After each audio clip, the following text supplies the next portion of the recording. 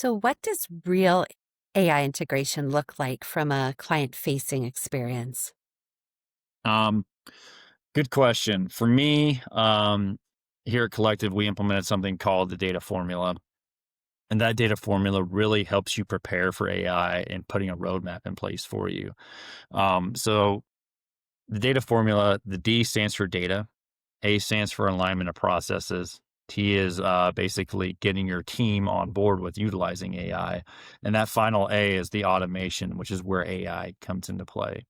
So, in my mind, if you are going to start rolling some form of AI or automation out in your organization, you have to have a plan. And let's say you target a specific sector inside of your organization or department, and that could be accounting and finance, right? So, let's say we're going to put AI on top of our reporting so it can give us insights instantly. Well, the first thing we need to identify, like I said before, is what are our where's our data at and is it accurate and where's that data going to go and live before we put AI on top of it. So we're going to get all that data cleaned up. Maybe we're targeting a specific, maybe it's just marketing data that we want to look at.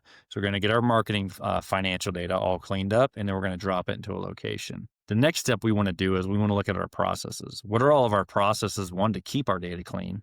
How are we going to keep new data coming in and making sure that it continuously stays accurate? What are the processes associated with marketing?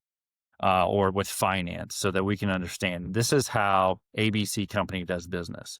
Because at the end of the day, what I'm trying to do is I'm trying to make sure that my AI engine or GPT or whatever we want to call it, that agent understands how I think. So if we can teach that agent how an individual inside of our organization thinks by giving it processes, by feeding it policies, it's just that much more knowledgeable about the data that it's analyzing.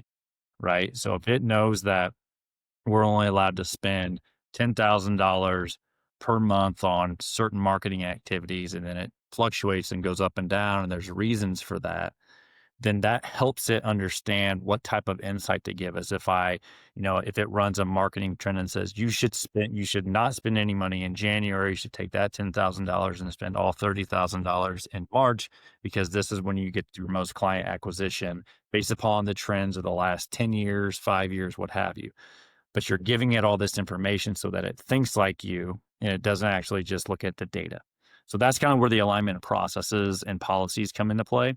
And the T is really focused around teams. So you can have all these big initiatives from an executive level or management level that we want to roll AI out throughout the organization. But if your team, the people that are actually using the tools, they're providing the insights, they're doing all the analyzing of your data, reporting and what have you, if your team is not on board with it, then it's really like rolling out a brand new tool that's just, no one likes to use. It's going to sit on the shelf. It's never going to be used again. So I use this analogy a ton with just kind of breaking it down to a simplistic level. It's kind of like every great tool still needs a great process, kind of using the whole analogy of roofing a house with a hammer and a nail. Roofing a house with a hammer and a nail used to be how everybody did it until the nail gun came out, like, right? So you can roof a house and, half the time with a nail gun.